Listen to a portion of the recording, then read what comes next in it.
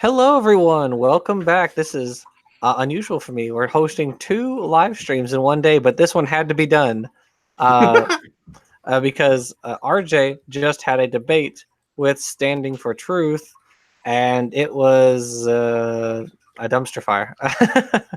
No, RJ did fantastic. I think, or I know I should say, uh, because for one thing, if you're watching, as I was watching the debate. I watched most of it live, about an hour and a half of it live. The RJ was on the offensive the entire time. You were on the offensive the entire time, and so you were constantly putting him in the position of he had to demonstrate either that he had fact checked something which he didn't ever, or that he hadn't fact checked something, and so putting him in that position where we're constantly being shown he has never fact checked any of this stuff was just great Yeah, fun to watch. I have to say. yeah. You could just see it was hard to even get him to use a phrase "I don't know." This seems the things he was uncomfortable with. Right. Yeah, it was it was definitely a point that you made. Like it was really interesting because he seemed so reserved to get the Vance Nelson book off the shelf. For instance, you kept asking, Yeah, okay, well, where'd you get this? He's like, oh, a book I have. It's somewhere in here. We'll they go get go it. get it. Yeah, that's. I mean, people have seen me on things. Suddenly get up if they pay attention, and I will go and like I do on this Sci Strikes thing where I was going to get my books on Nostradamus to look up the damn quatrains. I just pattered on downstairs and picked them up. And that's what I do. If you got a big library like that, it's a matter of trying to find the stuff. But that everything grounds in sources, and a parasitical Tortucan mind literally can't tell the difference between a secondary redaction of a factoid and the actual data. So they don't know if they're being sold bill of goods. That it says what they want to be true, and it's happy, and that means I have a source, and I fact check these sources. Well, no, you don't. Not by what I mean by it. He made my idea that he might investigate a little bit to see who might have written on it or whatever. I mean, like there's going to be a standard paleontology paper or archaeology paper on some of these things, although there are some that pop up there. That takes some ferreting to find where they will actually be discussing some of these archaeological issues, but it's usually specialists, the ones that actually follow the Wackaloon community, who will do something on it because everybody else is too busy doing their work. And so the idea that they should be stopping to do something because supposedly some aborigine in Australia painted a plesiosaur is something that just doesn't show up on their scope. Well, you know what's interesting is the example he kept showing with the little tan sauropod-esque the paint picture. We actually covered that one in the video by BS. Phil Center did a whole discussion and dissection of that. Yeah, one. he's done a lot of postage on it. He's got a whole website, Yep. and has done a great deal on this point because he's knowledgeable on the paleontology and art history, and he is a critic of creationism, and so he has an incentive to go and look up this stuff, and he has a lot of fun on it. But poor little Standing is just too lazy to do that. It's just sad. Yeah. Yeah. Watching that was funny. It was really funny because he clearly didn't fact check anything. I remember at one point he said, "Oh, I checked the evolutionist literature." It's like, what did you? What does that even mean? I felt it was especially good that I got him to functionally admit that he hasn't actually read much of Schweitzer's work. No. Including that, I mean, how can you possibly shoot your mouth off about the damn soft tissue if you haven't read Schweitzer's 2014 paper? Well, and it's not because there's a wall behind it. It's not because there are fire-breathing dragons that are preventing you from getting it. It's mouse click, boop, download PDF. Yeah, it's really interesting because the way he framed the soft tissue thing, he was just categorically mistaken on it. He says, "Oh, it was stretchy." It was stretchy after it was removed from the original bone put into matrix. An acid bath or whatever the hell it was. Yeah, with an acid bath. So It's like once they And those, removed all the mineral, then it became, then it was the protein remains were. and because That way. his problem is because he gets his information filtered from a secondary source that he then acts as though that's the story. He isn't noticing there's the frame. Right. Yeah. It's and really that was the best part of that whole debate was the back and forth, because Standing can make all the PowerPoints he wants. He can make 100 PowerPoints. Yeah. He can never hold a conversation about this stuff.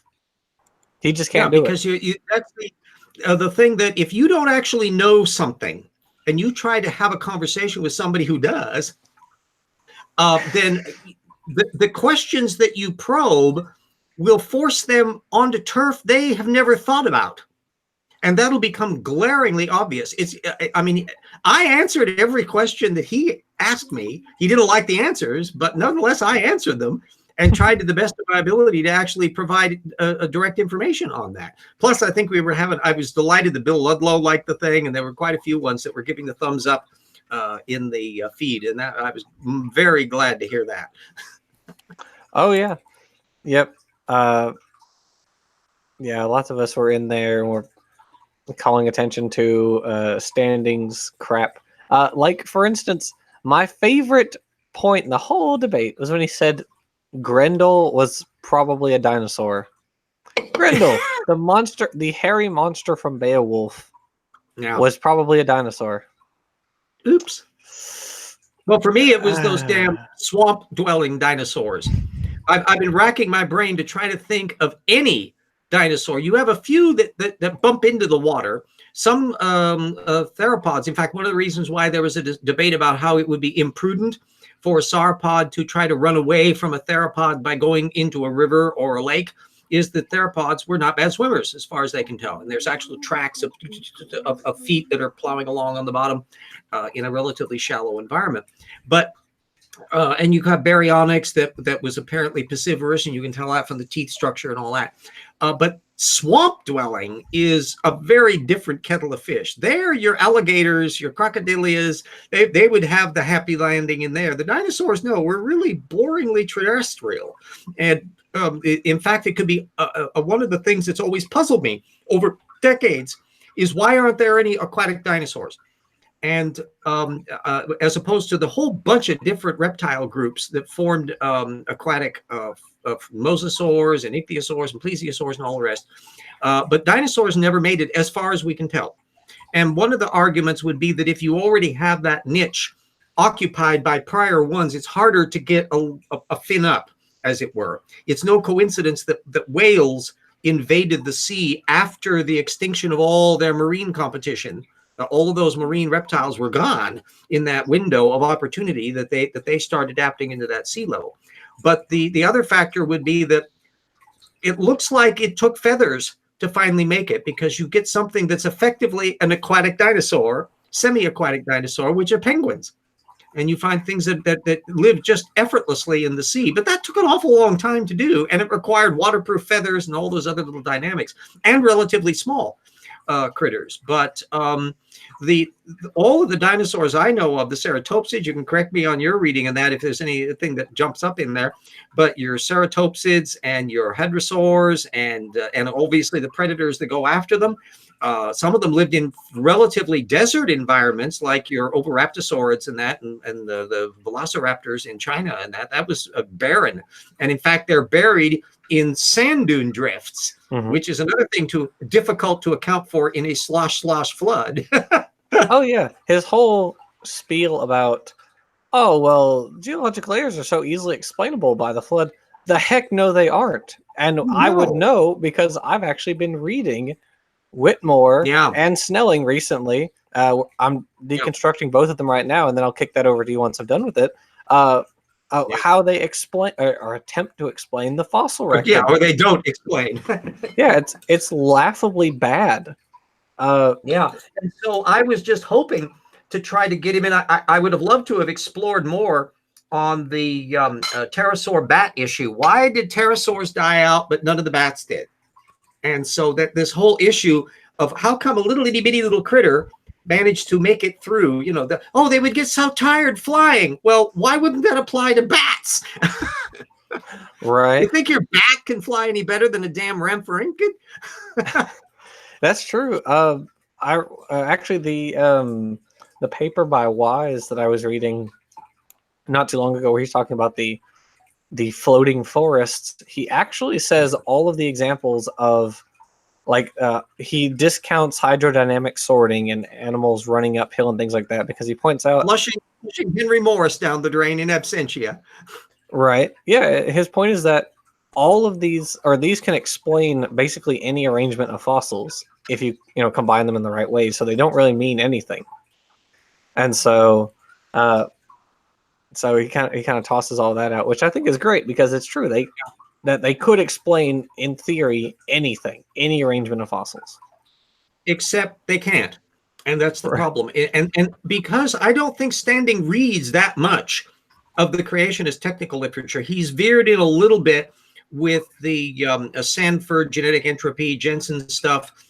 He's bumped into that a little bit, and we'll cite a few of that things. But I don't know that he's all that comfortable plowing through the geology material, because geology is a really rigorous discipline where you've got to learn a whole new set of nomenclature. And Standing can kind of feel happy with the created heterozygosity issue, and that's about as far as it goes. But boy, you really got to get into it if you're going to diving, as I'm sure you've already spotted, how much you have to figure out about what the terminology is to make sense of one of the stratigraphy columns that would be in a typical a geology paper, to figure out what's where and that. I've been at it a bit more, so I'm attuned to these Aeolian references and then pyroclastic flows and all of these, that are the very thing that are hard to account for in a single big flood slosh.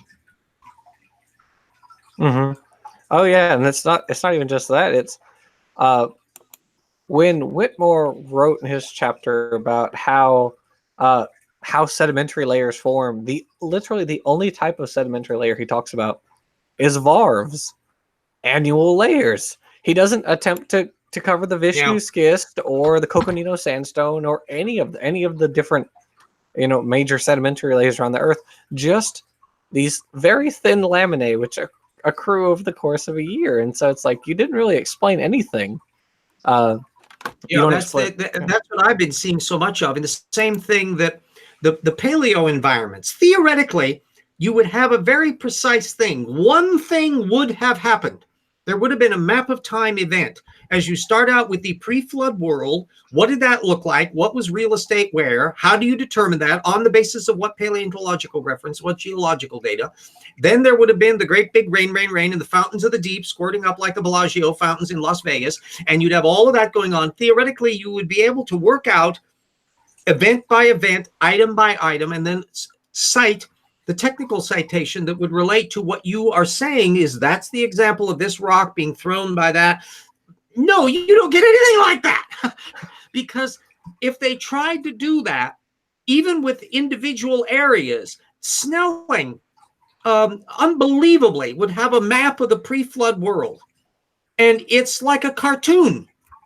Even by Snelling standards, it's a cartoon, and it's absolutely god awful. Oh, Vesta says, RJ, thanks for the win. Yes, I think I acquitted myself pretty damn good with zero time to prepare for this, because it was an area that I knew well.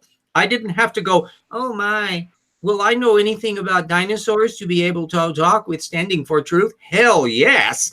And am I going to be aware of the cryptozoology claptrap and all of that? No, I've been studying that for a long time. I didn't know about this new Vance Nelson book, but I'm going to be researching it.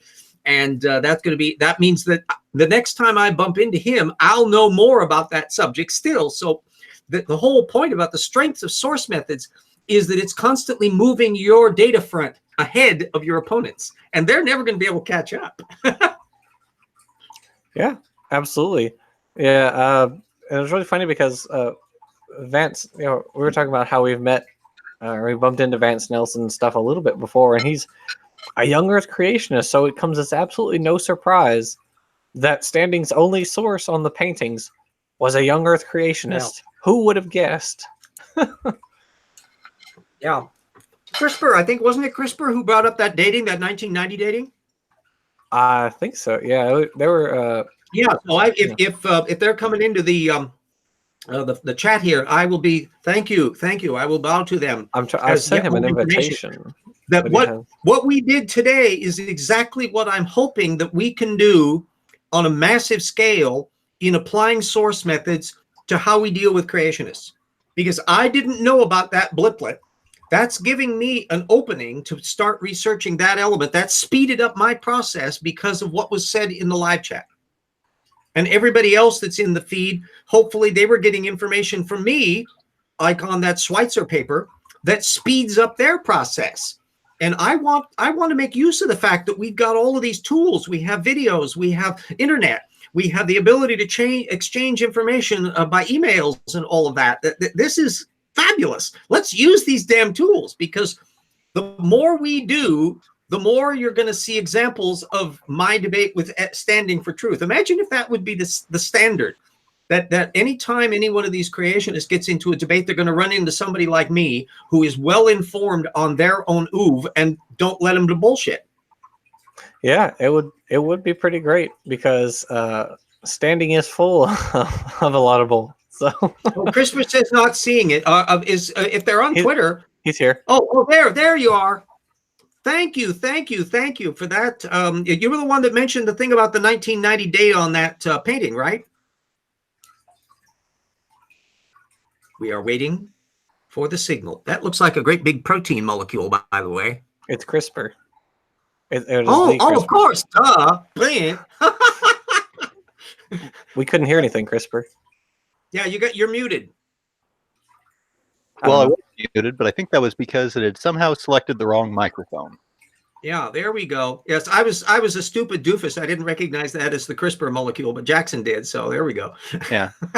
We've been in different little hangouts before, and so yeah. But you were the one that brought up that 1990 date on that Nelson picture, right? Yeah, I mean, I just did a quick search for it, and actually, I saw one thing that was saying that it was made in 1990, which tracks with a few other sources, but it was actually reading an article about it from Answers in Genesis, no less, that states explicitly that this thing was commissioned by a traveling missionary. So yeah, okay, bingo. So that was fitting in beautifully. Now here's the thing. Literally, it took you only a short amount of time to find that information. I'm going to find out that information well. Worse, it's Answers in Genesis effectively dumping cold water on it. And Standing is so lazy that it didn't occur to him to look and didn't find out about that, even though it was being discussed on his own side. And I'm interested to know why it is that he chose to use a black and white of that thing rather than the full color version that's maybe because it would look most sources. like a painting. Yeah, a modern painting. Because what was bothering me about it was the whole style of it. The brush stroking and all that on there was something that didn't strike me as typical of the really weirdly abstract Aboriginal art. That it's often very difficult for people to tell, but the only way you can tell what something is supposed to have meant is if you ask an Aborigine, and they'll start talking about why the dots may mean this and all that kind of stuff. That it was way too figuratively literal, frankly, than what I'm aware of as being typical of Aboriginal art. Now, I'll find out more about that when I start investigating it. Well, I think that one of the weird things about that too is that it does kind of have the feel of a rough sketch done on request, because there's such a level of detail for the central animal, right? If you want to assume that all the details represent what they say it does. And then you've got the people standing around it that are just stick figures. Like, there's something weird there too, I think. And the whole thing is that the sad credulity of Standing in not thinking, he's not looking the gift horses in the mouth here. He's relying on stuff that's highly questionable. And worse, did you notice how he would run off from the examples he would bring up? That he said, well, RJ brings up the stegosaur from Cambodia. No, you brought it up. You mentioned it.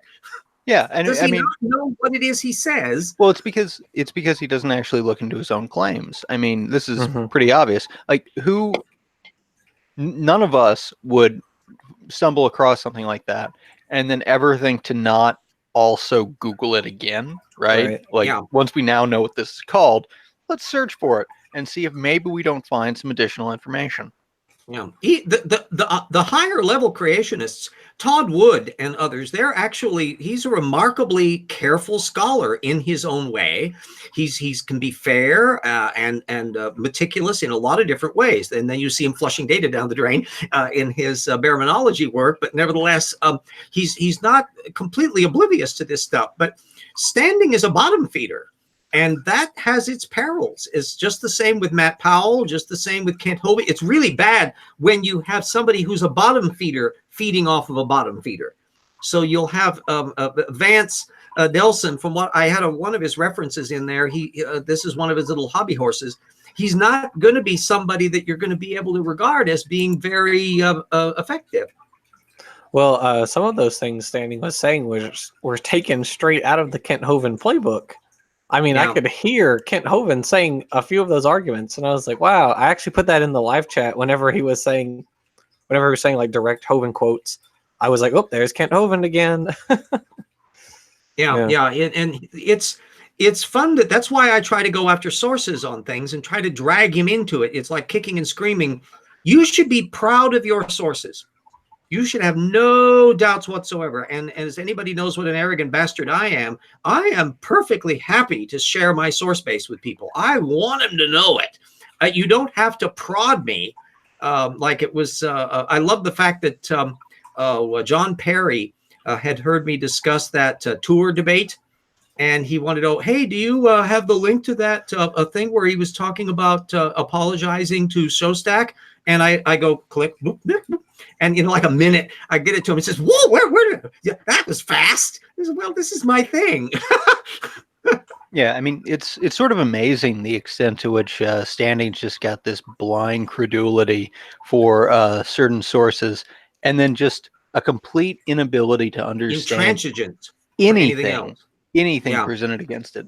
I mean, honestly, I kind of feel like the easiest way to get things across to them would just be to say, well, you know that there's another creationist who disagrees with Sanford, and they say, and then just insert a bunch of actual population genetics, right?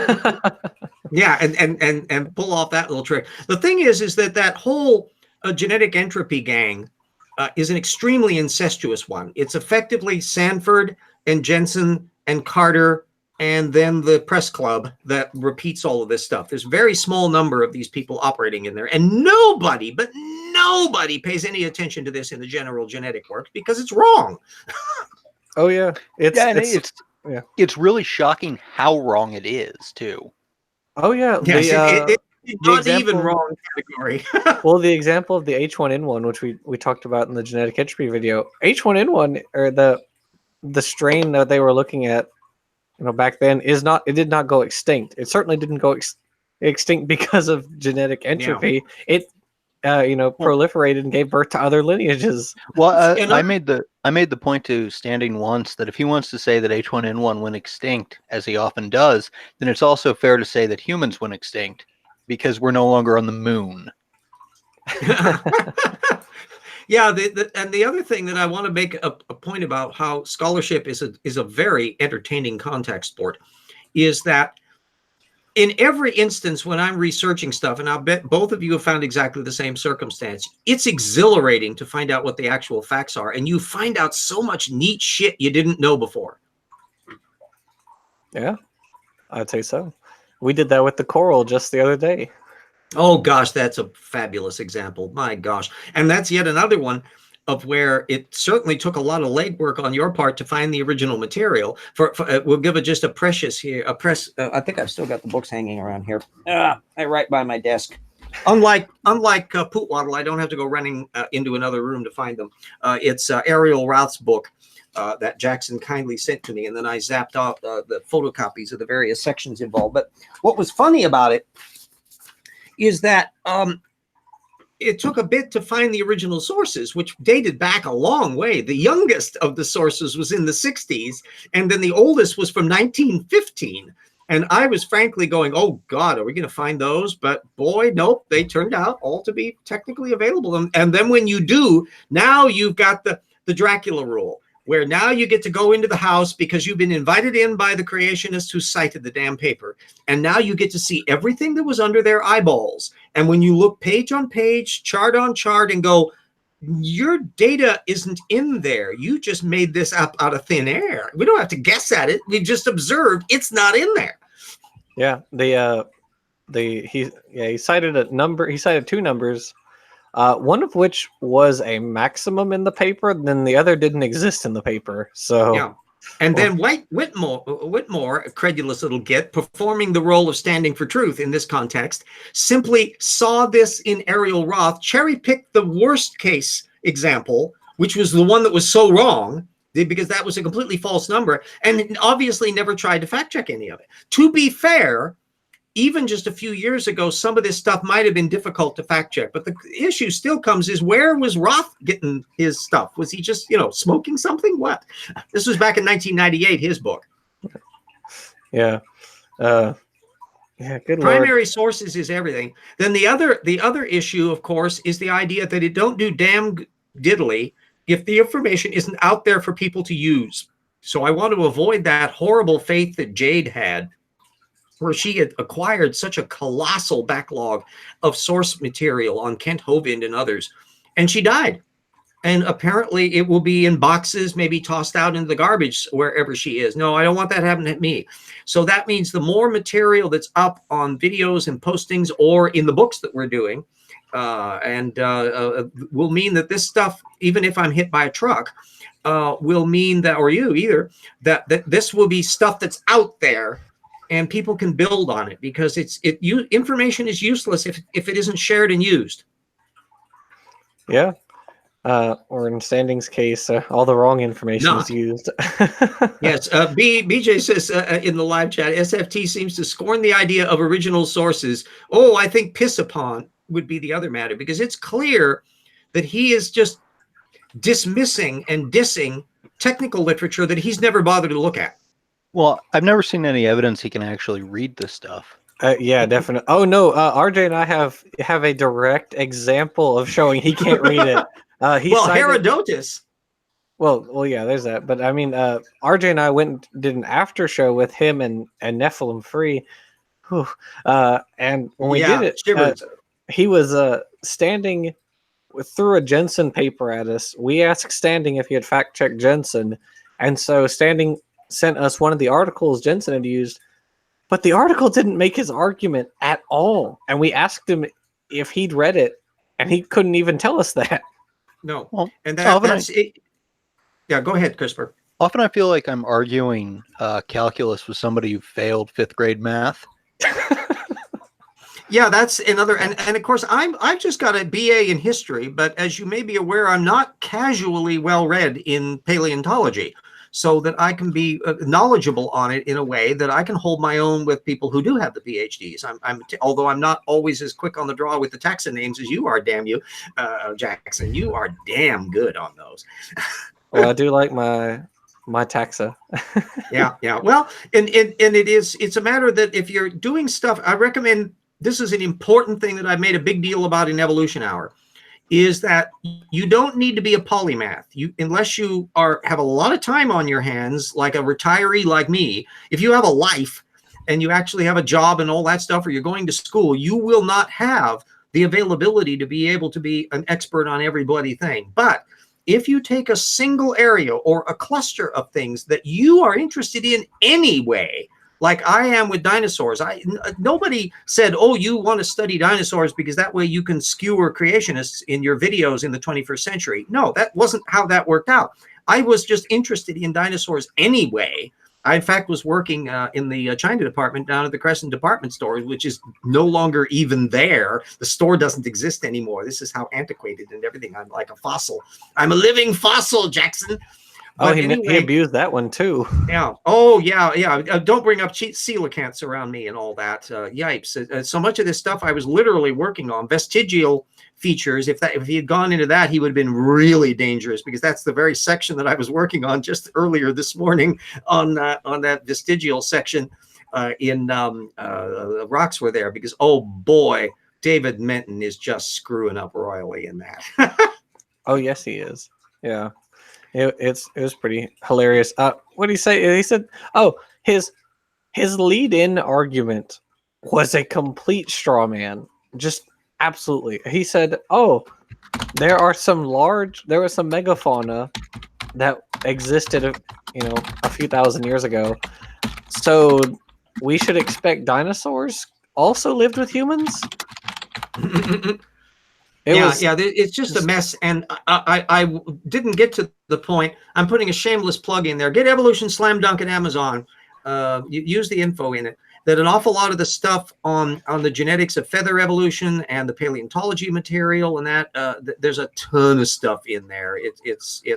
I intended it as a solid resource, and we're going to be doing the same thing. Shameless plug for the rocks were there, which hopefully we'll get out of the way before the end of the year. But the topic of humans and dinosaurs, the size differences and where they were different, the different animals were living, is actually a big part of the reason I wanted the link, because I don't think that you guys really understand just how dumb his model is for this, because I've actually heard him go into some detail on it, and it's really amazing, right?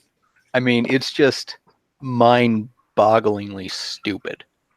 Well, if he's relying on some of the ones, Todd Wood in one of his Kurt Wise, I think, is the one that's been doing the giant floating forest thing. Yeah. These giant islands of proto coal forests where there's whole ecosystems just floating around in the pre-flood world, for which there's diddly squat possibility. This is absolutely preposterous. And how Wise, who has a degree in paleontology and studied under Stephen Jay Gould, how he can put forward this claptrap with a straight face is beyond me. Well, Standing's model is that you had completely different ecosystems in the same place at the same time, but separate.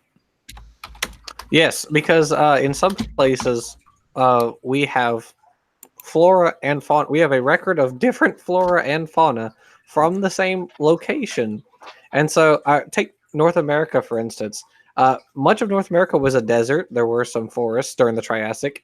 Then you have like the Medicine big Formation. Inland Sea where Kansas and stuff was. Then it was an inland sea, and then it was grasslands, and that's why you have lots of horses and things. So we've got deserts and these rainforests for the early dinosaurs, and then you've got fields, and then you've got these open areas. We got like lots of sauropods, and then you've got your inland sea, and then you've got mammals. And worse, by the time you get farther down in the Cretaceous, when you've got angiosperms, now you have all that damn pollen. So you've got layer on layer of interconnecting networks of data and materials that they can connect up. They were even able to work out, in some cases, the wind patterns, because there's a mountain range that has to be over there, and that's causing the things to come. And there's the monsoons that are occurring because of this. They're starting to apply climate modeling to these paleo oceans to work out this stuff. I mean, the level of science work here is just advancing year by year by year, which puts the poor little creationists farther and farther and farther behind the data field. Well, and let's not forget that the average size of a dinosaur was what, the size of a chicken? Right. It depends on how you measure average. If you think about the various taxa, most by mass. I can't say average, because in fact, chicken-sized dinosaurs are at the bottom end of the range for the taxons. But there were a lot more of them. By sheer volume, because you have probably a lot of herds and the like. Although you tend to get an awful lot of the way of fragmentary. I did want to jump in and didn't have a chance to do so because James was running off on the questions that were coming in and all of the super chat people, is that when Standing mistakenly thinks that all these fossils are just scattered bits, that's true for a lot, and that's actually a problem for the flood, because why don't you find more well-articulated ones? But you do, in fact, find some, and they have a massive information, even down to one of my favorite ones, if you're familiar with Iguanodon, the famous Bernissart deposits in mid-Jurassic, I think, or early Cretaceous, I can't remember which, with Iguanodon, early Cretaceous, I think, in Belgium. Don't you know that the flood was so powerful that it broke apart all of the skeletons while somehow managing to preserve insect footfalls? Yes, yes, and ripple marks and all of these other And things. raindrops. Yeah. Yeah, raindrops keep falling on my head, and poor little Standing is out in the rain and does not know it. Anyway, the Bernissart thing was fascinating because of that they were a jumble of bones that were originally thought of back in the 1950s and 60s of having fallen into a crevasse somehow. Well, it turns out modern taphonomy was looking at it, and they said, nope, there was never a crevasse. It's bits and pieces of things that are sliding into what was basically a bend in the river. And so you would get pieces of body carcasses from ones that had died upstream and eventually got caught in that. That eventually got morphed around to be on an angle. So that's why they thought it was a crevasse. The science work here is absolutely spectacular. And there's nothing like that in the creationist literature. If they want to have a model, fine, but you got to have one. And you can't have just cartoons, which is what they got so far. Yeah, and they just attempt to explain none of the data. And so far, what I've looked through of Snelling, he talked about the mass extinctions. He basically glides over them. He said he drops that there were mass extinctions, and then says, "Well, the biblical explanation for this is it's like who cares?" It's hand waving. And that what's interesting is that Snelling has done technical work. He publishes periodically, even in the regular geology journals, in putting on his little standard non-creationist hat. But excuse me, I expect your technical work for creationism to be just as high caliber. I expect it to be just as detailed. And the one thing that's important to look for is what isn't there. Here's what would falsify my model. That's what you don't get. It's always an example of them proclaiming what they believe the model to be and their complaints that supposedly the standard geology can't supposedly account for it. And yet, but it can. And Snelling at various stages, he's not unique in this, you'll get to the point where you're seeing the shell game of where he suddenly, why are you relying on an 1850 source here for this particular deposit? Like, has been there nothing since. And that's suspicious. Oh, speaking of old sources, he dropped the Columbus having seen dragons or whatever. Oh my. Columbus was a famous falsifier of stories. It was one of the things he's known for, actually. He also claimed that these dragons had magical healing properties in their blood. So if Standing wants to say they were dinosaurs, they also have magical healing blood. So, yeah, I would like to see him. I noticed how fast Standing did not go into, probably because he'd never noticed the gold mining ants that Herodotus mentioned. And the only reason I found out about those is because I was investigating. There was a particular claim that was being used by some creationists regarding a thing about Herodotus. I think it had to do, supposedly, there was a reference to living pterosaurs that were seen by some ancient people. Well, when you started looking into this, it's way more problematic. It's all second and tertiary hand, and it's not really as clear as he was making out. And then, of course, it's also the fact that he was referring to gold mining ants. And so that it maybe Herodotus or Herodotus is not exactly as reliable a source as the creationist would like him to be. Well, I also think about, I think I also have to look at it through Standing's eyes, because to Standing, he has a source which he is not allowed to question. That is the Bible. And he is going to let that sort of thinking of do not question ancient sources, he's going to let that, filter into his other areas. Because it's the young earth creationist version, their spin on the Bible. And although their version is not completely ahistorical, it's fair to say that prior to the modern Revolutionary War era, that your average run-of-the-mill person, if you could get them to think about it at all, were thinking in pretty much that Bishop Ussher 6,000-year-ish thing. But it wasn't really detailed enough. Another one that I wasn't able to pick up on because we got sidetracked by the extra questions was that thing about the detailed description in the Bible of the pre-flood world. There is no pre-flood world described in there, other than the fact that simply to say what Eden was like. But this is not a detailed description. Read the damn account. This thing is less particular than Gilgamesh. Yeah, you're right. He really didn't. Or he mentioned the pre-flood world, of which there was no pre-flood world because there was no flood. But yeah. Oh, Crow Mini Clouds in the live chat said ants mining gold for the Anunnaki. Aha! yeah, There, we've solved it. Yeah, yeah. No, yeah. I think I acquitted myself quite nicely in the debate. I held up our end well. Oh yeah, I think you did very well. Like I said, you were on the offensive the whole time, and so asking him to fact check these things when he doesn't fact check. I know there were several people in the live chat that were saying, "I hope you were going to bring up some source methods question," and like duh, you need to prod me because that's one of the things that I've been trying to get him to do all along, and it is like pulling teeth to try to ground him in what his sources are, and then secondly to tell how or if, which he hasn't, did he source check, and I don't think he really appreciates this is something that's not magic. That if you have any source that you're looking at and it's making assertions and it has referencing or footnoting in some form or another, you look up, you try to find out what the salient issues are, see what documentation is being supplied for it. If there isn't any, if it's just their opinion, then that's a big warning flag. If there are source material, you're trying to find out, are they really old? And in which case, why isn't there something newer? Has there been follow-up? Even if they're a technical paper and they're old, Snelling will trot out stuff from the 1960s and 70s in stuff that he's writing in the 21st century. And you go, whoa, isn't there more recent material on this? That's another dead giveaway.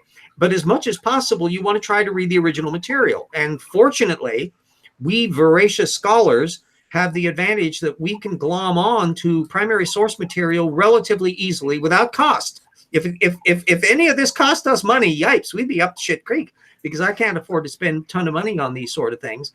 But nonetheless, if you give me the PDF, now we have something. Yeah. The really interesting thing about the whole debate was, for me, or the most interesting thing I thought was, all of his alleged evidence was made by humans. Not a single bit of it was actual evidence from the dinosaurs themselves. No footprints, no egg nests, no fossils, none of that. He didn't attempt to argue for any of that, which was so bizarre. See, too, there's a lot of little shell games going on, because the creationist has to figure out where people were living before the flood. And independent of whether or not what iniquities they were supposedly up to. And the Bible never even explains that. It just has God grumping, ooh, bad. They're doing bad stuff. Ooh, nasty, bad stuff. What? Could you give us a list? Good gravy. We could give some guide. But anyway, they were too noisy. yeah. Well, I love that. I'll be folding in a lot of that lore about the various Sumerian flood stories, because there's such juicy material to deal with. And anybody that reads those, and most of those texts are available online. You can go on one of those. But the thing is that the creationist hasn't figured out where people lived. And so how far from just Eden area or the suburbs, who was living where? What about all these people in China and the Aborigines, which, let's bring up the damned Aborigines. Excuse me. They have been living there by our reckoning for the 40,000 years or more. Mundo Man, I think, in that area, that dates back at least that far, if memory serves me. That's what, 6 times the age of the Earth, whatever the hell it is, in the young Earth creationist model. So they have to compress everything down. And then they've got the second bottleneck, which is how exactly can Noah and the family breed like rabbits fast enough with incest on a colossal scale to make enough people to start showing up in China and the rest of Africa and in Europe and in the Americas, and how exactly did they get there? But RJ created heterozygosity. Yes, that is there. Created heterozygosity explains everything like a mantra. And you notice how quickly he waffled on that ALU issue, that he just moved past that little bastard thing. And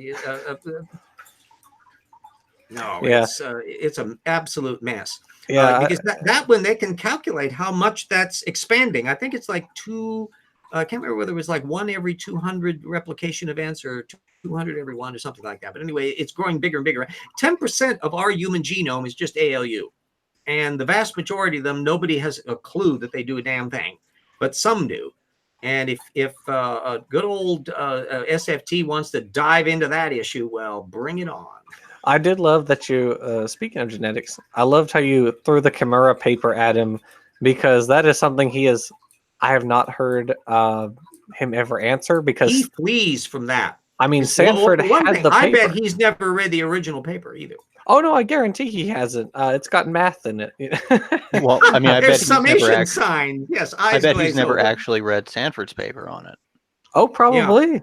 You're probably You know, right. I mean, start to finish, I doubt Or that. even the Sanford stuff that was in regular journals. I can't remember if there was the Journal of Molecular Evolution or one of those. You know, I mean, Sanford does, and same thing with Gager and Georgia Purdom. I mean, they have done actual technical literature And Douglas published in Adams. actual technical journals, and you know, you can look at that. And then you can see this gangplank that they jump off of in terms of all of this mythological frame, because the thing that's so annoying about Sanford is that he is a closet young earth creationist. He wants that Adam and Eve Noah's Ark model, but he isn't necessarily terribly open about mentioning it. Doesn't show up so far at all in the book he did with Rupi, that Contested Bones. Oh, and by the way, CRISPR, a self-promotion question here. Have you been watching any of my evolution hours where I've been raking over the coals, Rupi and Sanford? No, I can't say that I have. Yeah, that's what I've been doing. The book was sent to me by an anti-creationist. I think it was who Rational Mind, wasn't it? could be, who didn't want to spend the time going through it, and asked me to do it. So I'm doing a source methods analysis, which shows in grinding detail just where they're building their argument up, and the upshot of it is, so far they're only now down. They've dropped down to 1.6 sources per page average, which is starting to get pretty thin. And about half of the technical papers they cite, they're misrepresenting the content of. That value should be 0. And then about a third or almost a half is just for authority quotes. And so there's nothing surprising in it methodologically. It's been a fun pain to go through, because there's literally no index and no bibliography. This is just unconscionable. Jensen's book has no index. That's pathetic. Yeah. Well, I haven't read Jensen or Sanford's book, but I've read a few of his articles, and we looked at a few of them for the video we did on genetic entropy.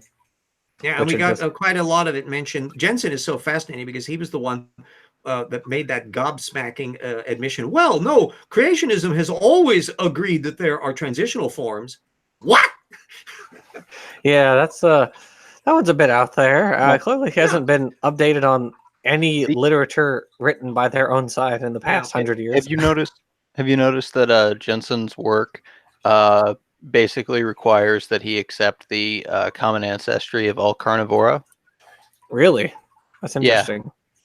No, because shoot us the material on that. No, I'll knock through it in a few seconds. It's pretty easy. So the exact same methodological strategy that he used to draw his mitochondrial DNA figure for humans, right? Mm-hmm. He used that exact same thing to draw a figure for carnivora, right? Except that he actually honestly drew the radial cladogram for carnivora, whereas he used an unrooted chart for humans, even though he was doing a rooted.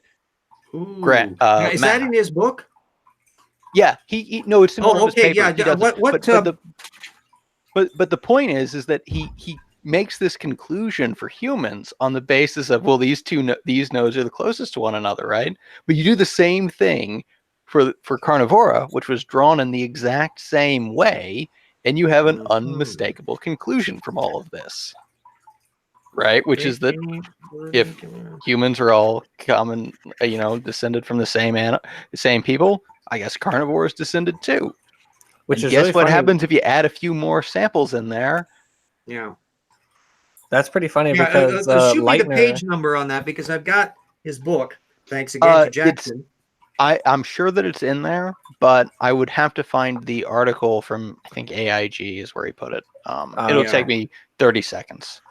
Yeah, It's thank really you, funny because because the source methods person in me wants to know.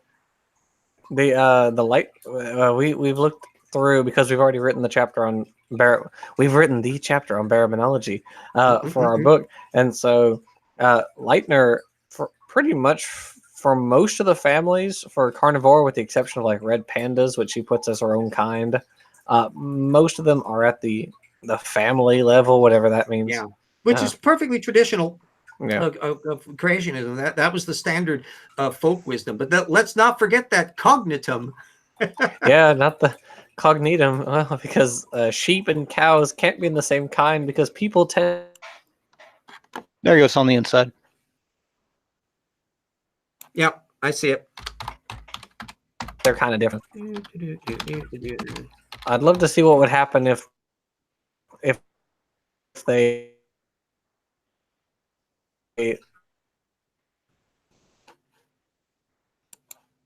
Oh, okay. Yeah, I've got that in there. That was 2015 Answers Research Journal. Yeah, and that's interesting because that actually includes his methodology for drawing the human one, which clearly states that it is in fact drawn as a rooted figure, or the math is rooted, right? Even though Stanley always likes to talk about how it's an unrooted figure, right? Well, not according to Jensen, it's not. So he should have, Jensen should have. Standing, if the person says it, it must be true if they are a creationist. Well, so Jensen, to be honest, if Jensen was being honest, he would have drawn the human chart in the same way as the carnivore chart. I don't know why he didn't, other than the obvious because choice, which human is beings have being got to be a intentionally separate species. dishonest. A separate kind. He's got that imperative, and so you've done exactly the thing that is really beautiful, is trying to find where suddenly the scale gets moved when you move from one data field to another. That's where the shell game. This is 3-card Monty in a scholarly method. Ooh, yeah, I don't have that source in the main new book, so we're going to want to fold that into rocks. Thank you so much. And it looks like Jackson suddenly disappeared. Are you still there, Christopher? He was lagging out pretty bad. Yeah. He has often very, very bad connections. I think when you enter Louisiana, it goes into the Stone Age. Oh, and here's another fun thing. So anyway, we'll keep. Yeah. Another fun thing about that same paper is that on that one, he circles the I think it's the L3N node and says that that's Eve. But in later work, he circles the middle one, the L3 node, and says that that's Eve, which doesn't really mean anything because he's making it up anyway. But yeah. So I asked James or Modern Day to pass this on to you, but I think that he had better questions to ask. So what were you drinking? So I had some kind of whiskey. It looked like iced tea. I always drink my stuff from the low glasses. I can be a clumsy oaf with a tall tea glass, and I've knocked them over before. So I just play it safe and go for the low center of gravity. Yeah, I've always drunk them out of those. So plus it looks fancy, you know. But yeah, it's iced tea, and I ran out of iced tea, so I had to go grab my Pepsi because I got to make some more iced tea. Yeah, it's very, very. I don't even drink occasional sherries when I can afford that. Once in a while, a cocktail if I'm out with somebody, but I'm not a heavy booze drinker. I was having a nice 9-year cask strength Strathilla, so that was. I've never been much for a lot of the heavy liquors. Rum is probably my favorite, so I like rum daiquiris and occasional rum and Coke and all that one. But I put that on the sidebar because with budget restraints and all that, I'm just happy to get to the, oh gosh, I can afford ink and food. That's great. Well, yeah, I mean, I saw that the other day, and this is like a $70 special bottle of single malt that was on sale for like $30. So yeah. Yeah, you sure. got to do that. Yeah. Probably the most expensive thing I ever had was an $8 glass of sherry at the Snoqualmie Inn years ago. It was like 100-year-old. And oh, wow. Because it was unlike any sherry I'd ever had. It was delightful. He doesn't get back in here. We're going to get knocked off, aren't we? Oh, I don't know whether or not this will run independent of that. Let's see. Is everybody in the live chat actually still hearing us running? No, we should go for Hobosale and about 15 minutes, I think. Yeah, 9:14, 9:30. That'll be about. If he doesn't pop in like that, then we'll have to say. But if you're still hearing our voice, then we are still running. In which case, things will be fine, and I don't know how we'll stop it because he's the one that actually would be stopping If he doesn't come back in, it'll cut out at 15 minutes after when he dropped. Oh, okay. But there he is. So yeah, there you go, Jackson. Hello. We were panic stricken as to wondering whether or not you were going to get back. Yeah, I was not sure what happened. My internet dropped and I got kicked. So yeah, I hypothesized that Louisiana I heard you guys talking about in the Stone Age. alcohol. So I heard you guys talking about. Well, I actually I had to go back. I had to get back on through the old Creator Studio. I had to go all the way back and get it from there because I have no idea how to work. Oh, that new Studio beta format YouTube is just a crap. I don't think anyone likes it. Yeah, it's so bizarre, and so yeah. And I'm a trail of breadcrumbs guy. If I know how I can do the thing and there's something new that's come up that I don't yet have a grip on, I'm going to go with what I know how to do because I don't want to screw it up. And that, so I'm, whatever. But anyway, we're going to want to add in that Jensen 2015 thing in regards to Carnivora as his little interesting slider goof. So because it isn't in rocks. I just opened up my bibliography. We are actually going to look at this for we're doing a post-flood hyperspeciation video next. So we're going to be looking at how creationist literature compares against regular scientific literature on the rates of speciation. And by the way, spoiler alert, not good. It's not at all the same. Yeah, but of course we'll get into that on a much deeper level for the video. And in fact, we will be looking at this paper specifically because it's kind of one of their main hitters in that area. Well, and that we'll want to fold that into rocks because that directly relates to either the flood chapter that I'm doing or the geological material in that, but most probably in the flood area for me because it's trying to work out. Okay, we're honestly letting the creationists take their best shot. You want to have your flood model? Okay, work it out, kids. And tell us what you think happened and ground it in physical evidence and work it out so we can test it and be aware of what problems your model has, if there are any. Like I just want to see a flood model that won't vaporize the oceans and give us a steam atmosphere at 1,000 degrees. Oh yeah, we're worse even than that because my favorite one, and I think this was from John Woodmarapp, who tried to defend the accelerated decay model. And he just cavalierly talked about how plasmas can generate much faster decay rates. Yeah, in supernovas. So if you want to have the temperature of the flood 20 million times hotter than the sun, well, I think that's going to be a little uncomfortable. Do you got enough sunscreen for that, Noah? Well, don't worry about it because just the acceleration of the decay rates itself, no matter how you achieve it, would actually get the entire temperature of the planet to about 20,000 C or so, which means there's no longer a planet. Yeah, and this is something that being that I'm an old fart. How old are you, CRISPR? About 30. Okay, and Jackson's younger still. Well, I'm 67, or will be this September. So I'm aware of a lot more of the creationism, particularly stuff that isn't available online because it was in their damn books that aren't publicly available. So, Dwayne Gish and all that crowd. And so I know a little more about the evolution of creationism over time as they've had to constantly move their model to think about, Kent Hovind being a bottom feeder is still talking about the damn ice canopy that has not been a part of creationist thinking in like decades because it's just plain stupid. And then the vapor canopy even has disappeared. And then, of course, they had to figure out, well, we have to get the waters up above all the mountains, which means Everest has to go. So we have to bring the mountains below Ararat. and gradually they're flattening the place out. Now they have to deal with hyper winds that are being caused because there's no mountains getting in the way, and it's just constantly having to compensate for one problem after another. So they can never come up with one. There's this huge problem that they haven't dealt with, which is the fact that no matter what you're going to do, you have to move a massive amount of water. And anytime you move anything, you've got friction, and that puts heat into the atmosphere. And you just can't move that much water without massively increasing the atmospheric temperature. It's just like it's no coincidence that the reason why there are hurricanes has to do with temperature differentials.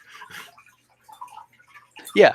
Well, I mean, also the fact that, so if you want, as many of them do, to have the water come from underground, you have to then displace that water to get it above the ground, which means you have to have about a 1 kilometer drop of the entire surface of the earth. Well, also all the water under, if it's in, the crust or the mantle, it's a pressure cooker. So you're spewing boiling, like hyper boiling water. And how do you get those flash frozen mammoths out of that? It's it's incredible. Yeah, they're one of the weird little arguments I've been hearing more recently is on this mineral that has like hydroxides in it, ringwoodite. Yeah, that pops up in their apologetics every once in a while. Yeah, which is like it's not water, it's not a sea under the continent, it's hydroxides trapped in these crystals, which is like not at all the same. Well, and like Standing for Truth was repeating that canard, and he's done it a couple times already in one of his previous debates, most recently, about those stupid cold slabs that supposedly are a violation of plate tectonics. No, they're not. Well, there's been papers on that, of which, by the way, the creationist Clary at ICR was the one that was fielding it. And when you research the stuff he didn't tell you, you discover that the concentration of minerals in those naturally can retain colder temperatures at the core, and it's over a long time frame. It's not in any way, shape, or form helping of his argument, but all old parasite SFT can do is see the little posting at ICR and it must be true. Well, I mean, with the people who talk about the ringwoodite, I'd like to point out to some of them that rock is mostly oxygen by mass. So can you breathe it? Right. Yeah, that's a little bit of a problem there. Oh yeah, the other thing that struck me, and again, this is because I was old enough to remember it, is it's hard to find a modern creationist who doesn't accept plate tectonics. In fact, super duper lickety split plate tectonics. Whereas back in the Henry Morris era of the 60s and 70s, that was anathema. They did not like continental drift at all. And so only in the 1990s did you see the evolution of young earth creationism gradually adapting and modifying under selection pressure to deal with more and more of the data. And then they play we're going to parasitize the data. So some of them will regard Rodinia as the pre-flood world and Pangaea as the brief post-flood world that had to move from the Rodinian supercontinent through the flood into the Pangaea one and then into the current layout, all in the space of like a year or two. Yes. Catastrophic plate tectonics. Another way that creationists boil the oceans. Right. Yeah. It's just hilarious to see. There's a one of those little guys, I can't remember whether it's JCats or Hacking. I think it's Hacking on Twitter, who every once in a while will try to lob Walt Brown's catastrophic plate tectonics at me, and I go, "Oh, really? No, that's hydroplate theory, not catastrophic. Hydroplate just theory, to be fair, those are two separate things. Yes, but I think the wacky world two separate lines of stupid. Geology. Yeah, I think I did the math once for CPT that you're talking about a Hiroshima-sized nuclear bomb every square meter detonating once a day for a year. I think that would be inclement. to any of the, with or without the flood, you know. I mean, it that'd just have to be sterilized one. the planet. That'd have to be one heck of a boat you're living in. Yeah. Well, remember they built it out of gopher wood, which, as everyone knows, is completely thermally resistant to even supernovas. Must have been. Oh, yeah, I have a lot of fun with that. And the other thing that I've been haranguing AIG for is, why don't they have their list of the kinds up so everyone can see? That you think, if they think this is legit science, they should want to present that and have their little footnotes telling us exactly how they arrived at their numbers. But other than just a gross thing and a blurry picture, where I was able to find out how many listings there were, so it's roughly 1,500, but not exactly what they are, because as Jackson and I both know from doing the Barrowmanology chapter, the devil's in the details. And when you start finding out, they think this is a kind and this is a separate kind, how do they justify that? It's only when you have those details that you can figure that out. So the fact that they're so reluctant, I don't see anybody there writing a paper for Answers Research Journal on this. That's a dead giveaway that we've got problems in River City. Well, yeah, I mean, they can't even decide amongst themselves things like the whales, for instance, because Kurt Wise is happy to say, oh yeah, Pakicetus was on board the Ark and is also... And the Ark Encounter. The Ark Encounter has it on board the Ark. But Leitner, on the other hand, says in her paper on what the mammal Ark kinds were that whales aren't on the Ark because they're marine animals. So it's like, okay. Yeah. And then look at that hair splitting about the horses, the equids, because almost all of them now are okay with Dinohippus and all that being part of the monobarrowman. But a couple of them draw the line is at Heracitherium. In other words, the ones at the base. Because I think something in their little pea brain is going, if I let Heracitherium be in the horse thing, how can I keep them separate from Homo galax and the tapirs and the phenacodonts and the rest of the artiodactyls and giraffes? And no! So they want to try to draw that line in that same hair splitting that they do with the Australopithecines and things to try to keep the fixed boundary layer. But that is never going to work. For their data. Well, I mean, ultimately, they're always just playing, let's have a 5-year-old decide which one of these things is not like the other, and that's how they're going to draw their lines. Well, that's never going to work. Yeah, well, that's the cognitive. That when I hadn't really known about that cognitive argument until we got involved in this because of the material that Jackson brought onto the scene. Was it? That was the Leitner Leitner's paper. Yep. The Leitner paper, where it's a fancy little word for public opinion. It is. So we're suddenly going to be doing Barrowmanology based upon the People's Choice Awards as to what critters are or are not the same kind. It's just hilarious. And CRISPR, you might think that's a joke. No, it's not. That's they actually literally say what they're doing. More than once. Like sheep and cows are both in the family Bovidae. Leitner literally says we place sheep and cattle in different kinds because people tend to regard them as separate. Yeah, not because their Barrowmanology tools suggested that, but only because of the cognitive. Let me just whip out my presuppositionalist hat here and say, well, that's just subjective.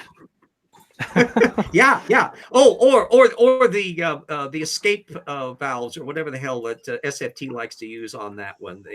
His little mantra that escape on that hatches. Or the rescue device. Like rescue devices. Yeah. Rescue devices. Have you ever tried Googling the phrase rescue device? No. What comes up? Like, it's really hard to find where that comes from other than creationist literature. Really? Well, and it's like polystrate fossils. That's a term that only is used by creationists. So if anybody Googles, if the apologist hears about polystrate fossils and they Google it, all they're going to get are creationists and maybe a few critics. They won't actually find out the technical literature on it because they're using a term that isn't used in the literature. Almost like they designed it to make it as insular and self-referential as possible. It's really interesting about the polystrate fossils because something like the 1800s work on the big lycopsid trees that are standing upright. They're buried with their roots intact. By the way, not trees, club mosses. I have to say that out of respect for Jade. Oh. Immediate correction there. Yeah, they're Big club mosses. yep, they are very large club mosses. You're right. They're not gymnosperms or Yeah, angiosperms. I They're think not even spermatophytes. didn't some of them get like 20, 30 feet tall? Something like that. They Yeah, didn't have any competition. Yeah, that's they were the true. new kids. That ironically, that's part of the problem, but eventually led to a big mass The extinction. Devonian Is the plants extinction. just ran wild? Yeah. They just went berserk, and they had the place all to themselves, and they're gradually upending the whole systems of they're latching onto the ground, which means the stuff isn't being washed down into the oceans, which is changing the oceanic balances, and everything is just going hell in a handbasket. And there's eventually a big mass extinction that's triggered off in part because the damn plants just don't know when to quit. Yeah, that was the late Devonian because you had that was Yeah. the whole group of the progymnosperms and the lycopsids and all these because prior to that you had like you had all the little plants, you had things like Cooksonia and the other plants that are very much tied to water as their mode of reproduction. And so once you finally get the breakaway from that, the waterproof plant. Yeah, once you finally get away from the bryophytes, you get up into the ferns and that sort of thing. Suddenly, they can invade all these different open spaces. Oh, and second quick correction. I think you said that they could get to 30 feet, right? Yeah, it was just from my memory. I wouldn't swear. 30, What 30 meters. Oh, 30 meters. Holy shit. That's pretty big. Yeah, that's good. Now that's impressive. Boy, that's something for the lawn. Yeah, that's pretty big. It's just delightful knowing. And the thing is that whenever you dive into any one of these various geological periods and look in detail at all the critters and plants and all the stuff that's going on, then you try to go over to the creationist and see how they deal with that data field. You start seeing crickets even before the arthropods show up. It's just terrible. Well, and so you get just teeny little side references to it. It's amazing. Well, in Kurt Wise's estimation, with the floating forest, of course you have the well, hello, Enzo. You have the bryophytes on the outskirts, and then you've got the progymnosperms, and then the gymnosperms, and then the angiosperms on the inside, of course, because that's how things work. And somewhere or other, pterodactyls and bats and modern Cretaceous birds and enantornithines, and that are all flapping around somewhere or other. And then you got your whales, and you have your plesiosaurs, and you got marine crocodiles. All of this is still whipping around in the sea, and your coelacanths and your teleosts in this vaguely uncertain what the hell do they think is going on bit. No, it's an impossible task for them to do. It was impossible for Marsh to do back in the 1940s creationism, and it's just gotten worse. So all you do when you see these barrowmanology papers is you're seeing them try to figure out how they can shuffleboard the material and parse it and remove material, like when at that point when Kurt Wise said, "Oh, I'm going to ignore all the genetic data from this particular family of bats in working out my kind." Well, Todd Wood did the same thing when he said, "Well, the genetic data for humans and chimps links them as one kind." Yeah. Well, he was like, the genetic data links humans and chimps, but we have to look at the data holistically, whatever that means. Yeah. Well, it means putting as many holes in it as possible. Hey, look, can we just take that at face value? That, like, here's a creationist, young Earth creationist, and he said that if you look at the data objectively, humans and chimpanzees are one kind. Let's ignore everything he says after that, because that's what they do. And you know what? I'll let him have it on faith. I don't care. I tend to respect. Todd Wood is one of the honest creationists, because he's one who is committed to young Earth creationism, but he's also aware of the data field. And so he's not dishonest. Openly say, he openly says evolution is not a theory in crisis. There's tons of evidence for evolution, but I'm not going to accept what it appears to be, because I have this religious faith that tells me right straight from the horse's mouth, God telling me what it's supposed to be. I'm still waiting that there might be some epiphany moment. You know what? Where honestly, he suddenly wakes up and goes, "Holy shit, but I was wrong." I got to tell you, honestly, I don't even care at that point. Because for me, the critical point is, I accept that this is done in a valid way and it's produced valid data and the obvious conclusion of it is X. If you then say, but I don't accept X, I don't care. You go do what you want. I don't care. I think it's funny that he's even ignoring the other creationists who try to bash the genetic data, like Jeffrey Tompkins, who says like, "Oh no, it's not 98%. It's actually like 84%." He doesn't ignore them. Actually, he attacks them. Oh, he does really. It's one of the reasons I like Todd Wood. Right? It's like again, I don't care. You get little infighting. Can you send us those papers because we want to fold those into rucks? Yeah, I think those would be very. It's not his papers. It's just his blog. Hmm. Oh, okay. Oh yeah, if you just go through his blog, he talks about how he just hates it when creationists like just dishonestly represent things because no, that's not what the data says. Right. Yeah, and that's the thing. That's the same problem with intelligent design. They're even though they're not defending as many parapets as young Earth creationism is, they're still using exactly the same data evasion methodology, which is why somebody like Hugh Ross, I'd like to think I've had a terrible influence on Hugh Ross because he's just basically stopped linking to nature papers that he tries to suggest design. Because every time he did that, I would jump in and point out contrary information, including the stuff from the original paper. And he's just stopped doing that. So he's only referring to astronomical stuff, which is all generic, where he'll say, it's shown now that this element does indeed form in certain kinds of stars, and he just stays on that turf. I would like to think maybe I may have had a little bit of influence on that in acting as a selection pressure for him to stop jumping off of the gangplanks. But I feel like I almost feel the same way about the guys at RTB. That I mean, for the most part, on a surface level, they kind of accept the way the data generically works, but then they got to like weave their God stuff into it, and I'm not motivated by that because they're a minority group now, right? Older I wish there were more people marginalized. like them. They're just an asterisk on the scene. I wish there were more people like them. Honestly, I wish there were more people like Todd Wood. If you want to reject the obvious conclusions that you admit are the obvious conclusions on the basis of your religious beliefs, you do what you want. I don't care. Yeah, I don't think that hurts anyone, right? Like because you have to understand first what the science is, how the science works, and what the obvious conclusions of the science is to be able to reject it on a religious basis. And as soon as you've done those first three things, who cares what people say after that? And the other thing is that I want people, if they have a model, fine and dandy, do it.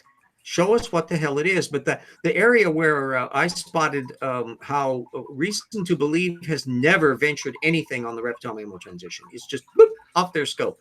And then on the other matter of human evolution, Hugh Ross gets into this weird argument about soulishness, to where he's trying to figure out where the soulish human beings were. And he comes repeatedly suggesting that all of the pre-6,000-year-old hominids and almost in our species and outside of it weren't really soulish. And he would then go, he's reached these tendentious levels. Bill Ludlow did a video, I think, on it where he was complaining about the position that Hugh Ross was taking on Neanderthals. That he was saying, oh, no, they're too primitive. They don't do complex tools like we do. Excuse me, they were making glue on their spear points. I mean, this is just terrible paleoanthropology. And so I can understand why the reasons to believe gang have become more and more marginalized, because they're not as adept at data parsing in the way the intelligent designers are, and they're not doctrinally capable of attaching themselves to young Earth creationism because they differ on all that cosmology stuff. So they're basically in a little slippery slide to nothing. Yeah. I think it's weird that they just don't invoke magic more. Oh yeah, indeed. That's the problem with the Exodus. You're allowed. Miracle. Like if you're a believer in an all-powerful God, you're allowed to invoke magic for your explanations. That's just it's built in. Why are you trying to concreteness? You're you're making this so hard for yourselves to try and explain this with physics. You can't explain it with physics. Why are you trying? You don't need to. You can just say it's magic. Just go Well, and move on. I think that the oh yeah, I mean you could do that. And actually, in my debate with Standing, somebody asked him about the was it the white hole hypothesis as to why like how starlight isn't actually traveling or hasn't been traveling for billions of years. It's actually the way gravity works. Whatever. He actually invokes magic. He literally says God designed it that way. Yeah, And it's like, well, you can't really argue with that. Remember, there is a desire among, and this has been long-standing in creationist thinking, of sciencing it. Right. Because they want there to be the geological processes, the processes of sedimentation, the processes of way hydrologic systems work, all of these things. They really want that as the testament to the true events, and that this would therefore suggest that we can see those same processes, a weirdly uniformitarian argument, that we can see those same processes today. The problem comes in the details. And one of my favorite examples of like where is your argument is what isn't happening ever in Snelling's arguments or Steve Austin or any of the others, is how the hell does the flood muck turn into rock so fast? Yeah. Whitmore, who has a bachelor's degree in biology, never even attempts to answer that question. Duh. Yeah. Well, I mean, I'm confused as to how you get, layers in a flood, because the flood is going to be mixing things together. You get they don't one ever layer. explain that. And I think that the big part of the problem is that they don't know what a layer is in context, right? Because they think they do that thing where they'll like take a bunch of stuff and they'll mix it together and they'll shake it up and they're like, look at all these layers you get. No, you have one layer. Or You don't know what a layer is in context. Oh God, I can never remember his name. He's that stupid French guy. Starts with a B. He's a young Earth creationist, kind of another one of these closet ones, and he's done these things in triangular tubes where he's been able to form all these little layer cake bits like a dessert. And this therefore verifies that you can form multiple layers by the rapid thing inside of a triangular shaft thing. That's not natural.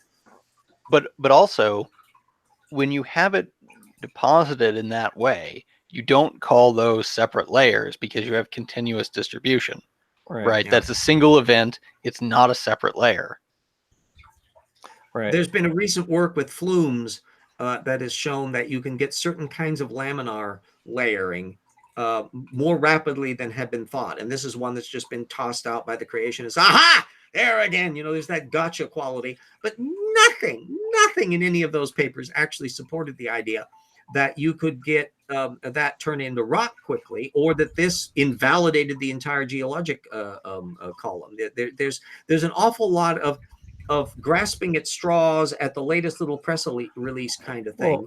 Yeah, go ahead. And it's not even that. It's not even just that. It's not even just the lithification issue. It's what varves and these sedimentary laminae, especially annual sedimentary laminae, are terrific indicators of climates. And what was going on in the environment. If there are lots of fires, for instance, that are in this environment, well, that's going to be if there are different cataclysms, they're going to be recorded. If it was like especially cold or rainy or whatever, this is going to be recorded in these layers. And so when you can like carbon date these, and you can, or dendrochronologically date them, and you can figure out, okay, this is measuring this exact time period. It's like, were these things happening all in 1 year? Well, yeah. And in fact, they are functionally requiring that, but yet they don't have the courage of their stupid conviction to actually present an argument on it. Another one that's missing overall are like forams and diatoms and the like, which have these little things that those too reflect a particular kind temperatures, even down to very precise. Some of them are so finicky that they only live in very narrow ecological conditions. And so the idea that all of this magic sloshing in the new book I refer to the flood as the big slosh. That's one of the tropes I've got on there. That they don't have the honesty of trying to actually account for that data field, I would contend, because they can't. They're never going to make it fit. Nope. Whitmore doesn't mention forams, diatoms, any of that, as I'm sure it's no surprise. Yeah. Well, I mean And so that, if you and they're if trying you to use a flood to deposit in some areas like 30 feet of lowsite with intervening paleosols, right? yeah. How do Oh you do yeah, that they with a have a flood again? whole there's a whole sub literature of creationists trying to do John Woodmarapp and a lot of theirs. They go just ape shit over the damn paleosols, and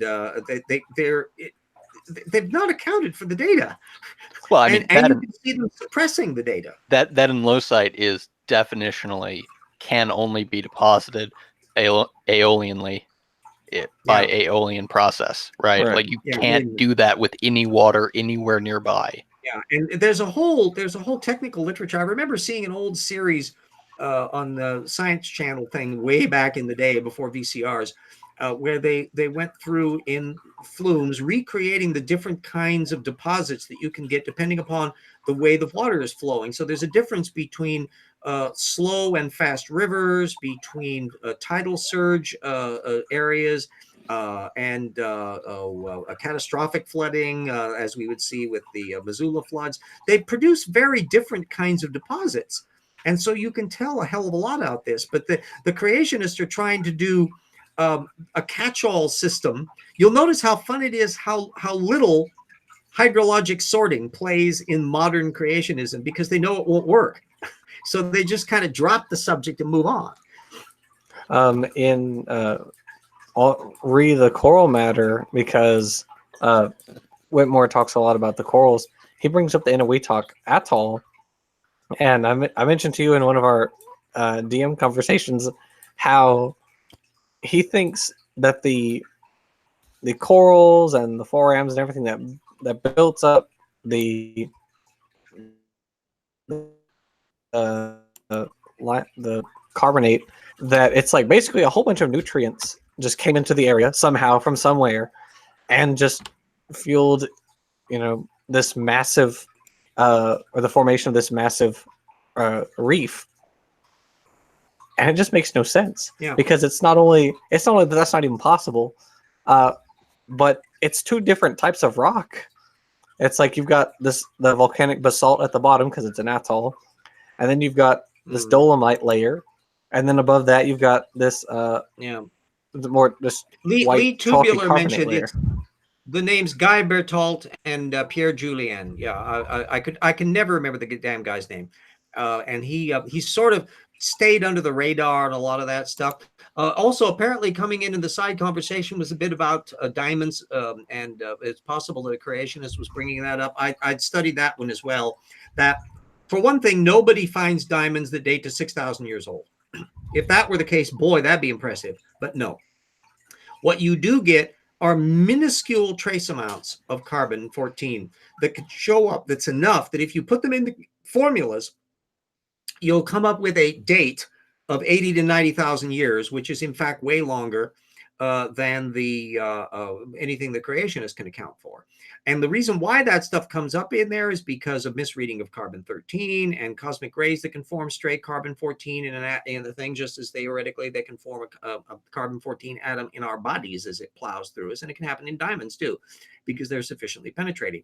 So there's a whole bunch of these things. And I know that Andrew Snelling must, in principle, know about this. Lee Sarfati must theoretically know about this because they've read papers that discussed it, but never gets mentioned in their apologetics, and that's data suppression. So the short answer is no, there aren't any diamonds that are a problem for standard model. They're doing exactly what you would expect them to do based upon what we got. Well, at any rate, we've been doing this we've been for gibbering quite a while here. So I think we're gonna shut this down. But again, I want to say, because to come back to what it was originally, congratulations on carpet bombing standing for truth yet again. Yes, indeed. Yes, you never knew that napalm could seem so quiet. Yeah, it was. Well, it's always fun watching him get destroyed because he's. Well, at any rate, so good job on that, RJ.